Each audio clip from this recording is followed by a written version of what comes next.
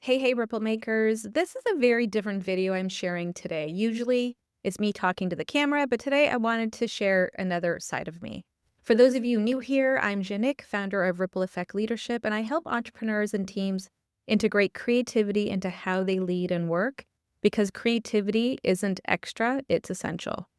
So a few weeks ago, I was getting organized for my Make Your Ripple Effect workshop. It's a full day experience where I bring together solo business owners and other women in business to pair strategy with creativity. We clarify goals, explore values, and make collages that sit on their desks or walls as daily reminders of why their work matters.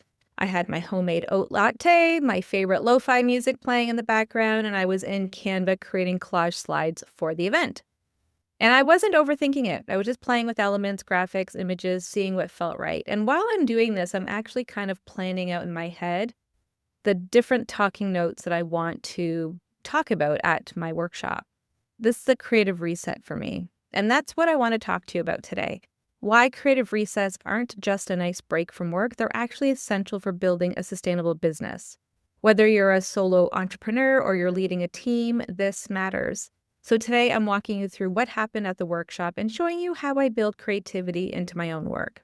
Okay, so first off, you're probably saying, Janik, what is a creative reset?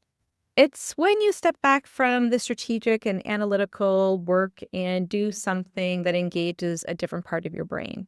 It's not procrastination, although it might look like procrastination to some people. It's intentional. It could be making collages like I'm doing right now. It could be designing slides, which I'm also doing in this video, or making music, cooking, crafting, rearranging your space, gardening, organizing your vinyl collection maybe. The key is it's hands-on, low stakes, and give your brain permission to play. And you're probably thinking, Janik, why does this matter? It matters because our brains need a break from problem-solving mode all the time. We can't be in strategic thinking, decision-making, execution mode 24/7. We're going to burn out. And creativity refills your energy instead of draining it. And when you come back to the strategy work or your back-to-back meetings, you're clearer, you're more focused, and you have fresh ideas. This is especially important for solo entrepreneurs because you're always on, right? You're the CEO, the marketing person, the content creator, the bookkeeper, the IT person. But it's not just for entrepreneurs. Teams also need creative resets. Burnout happens when people are in execution mode constantly. No space to breathe, no space to think differently.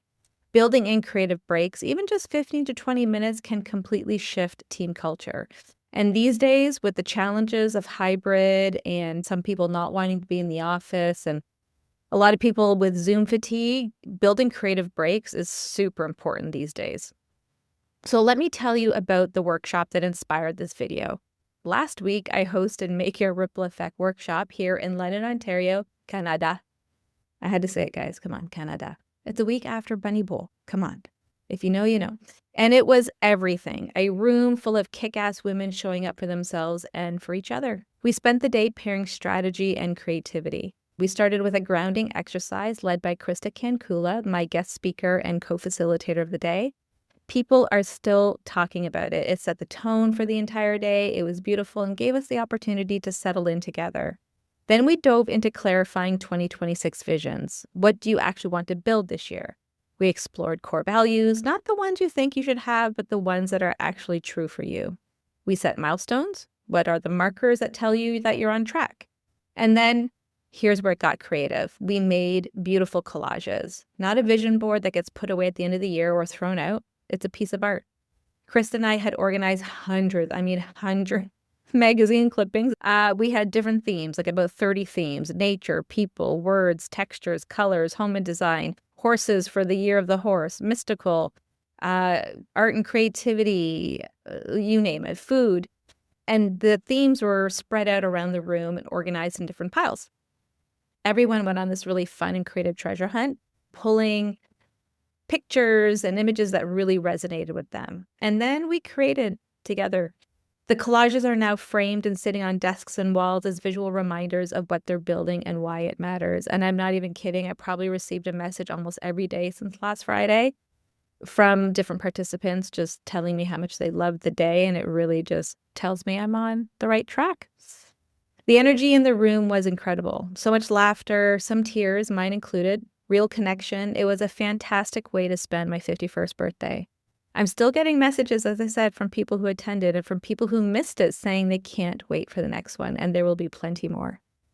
And here's why it worked. It wasn't just another strategy session. We combined left brain work, the planning, values, milestones, with right brain work, visual, creativity, play, intuition. The creative process unlocked things that just talking about goals wouldn't have. When you're cutting and pasting and arranging images, you practice not overthinking, you're responding, you're noticing what pulls you.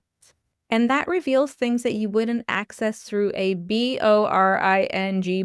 spreadsheet. Still very important part of business planning. Believe me, I have plenty.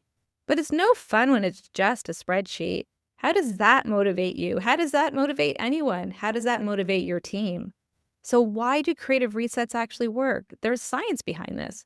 When you're doing creative work, making collages, designing slides, drawing, whatever, your prefrontal cortex gets a break. That's the part of your brain responsible for planning, decision-making, and problem-solving. It's the part that's working overtime when you're running a business or go when building a team. And when it rests, your brain makes connections it wouldn't make in analytical mode. This is why your best ideas come in the shower or on walks or right before we fall asleep. We're not forcing it, we're just letting our brain wander. For entrepreneurs, you're making hundreds of decisions every day. What to post, whether to say yes to that opportunity, how to structure your offer, what to work on today. Decision fatigue is real. Creative resets give your brain permission to stop optimizing and just create. It could be designing slides like I'm doing right now. It could be coloring, making a playlist, doodling, rearranging your plans, organizing a junk drawer. It doesn't have to be a big production. For teams and organizations that build in creative time see better problem solving. It's not wasted time, it's strategic recovery. I love that. It's strategic recovery. It could be as simple as brainstorming with colored markers and flip chart paper or your whiteboard instead of just typing in a doc. Team collage sessions. This is a new workshop that I now offer to teams. Walking meetings instead of sitting in a conference room. Anything that shifts people out of pure execution mode. If you want more ideas for your team, let me know in the comments and I'll do a separate video with lots more examples because I have many to pull from my career, thinking back to all the fun and creative things I used to do with my colleagues and different teams I worked on.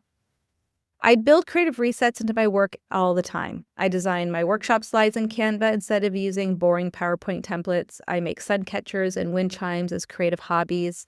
I record time-lapse videos, doodling or making a collage or doing puzzles and turn them into a reel, or now my very first YouTube video in this style. It's not separate from my business. It's often integrated into how I work. And this is how I mostly avoid burnout. No one is perfect.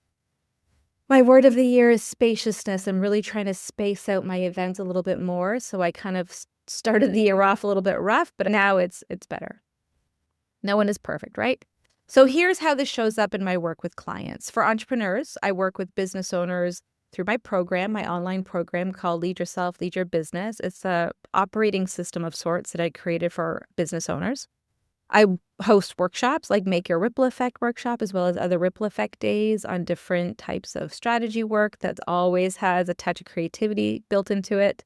And what I'm teaching people is how to build businesses that work for their brains and their lives, not forcing yourself into someone else's system, not hustling until you burn out, building something sustainable that includes creativity, not as a reward after you finish all the work, but as part of the work itself. For organizations, I facilitate strategic planning sessions, but I bring creative elements into them because, let's be real, a lot of people don't really look forward to sitting in a room all day doing strat planning. It can be pretty boring if you have a boring facilitator. I've had plenty of those. And that's why I had built creative elements into any one of my workshops, but especially my strategic planning workshops. I run team workshops on values, collaboration, innovation. I help leaders build cultures that don't burn people out. And I'm bringing creative leadership into traditionally serious spaces because here's the thing. Whether you're leading yourself as an entrepreneur or you're leading a team in an organization, the same principle applies. You can't sustain strategic thinking 24/7. You need space to reset, to think differently, to play. Building in creative resets doesn't make you less productive. It makes you more effective. So here's what I want you to take away from this. Creative resets aren't a luxury, they're a necessity. If you're feeling burnt out, stuck, or scattered right now, you probably need one. And it doesn't have to be a full-day workshop, although those are really fun and amazing. It can be 15 minutes to give your brain permission to stop problem solving and just be. So let me know in the comments, when's the last time you had a creative reset? What's your go-to creative activity when you do need to recharge? I would love to hear about it. Thank you for being here. Like and subscribe if this resonated or if you would like more of these time-lapse videos with different creative activities. Thanks for being here. Thanks for listening, and peace out, Ripple Makers.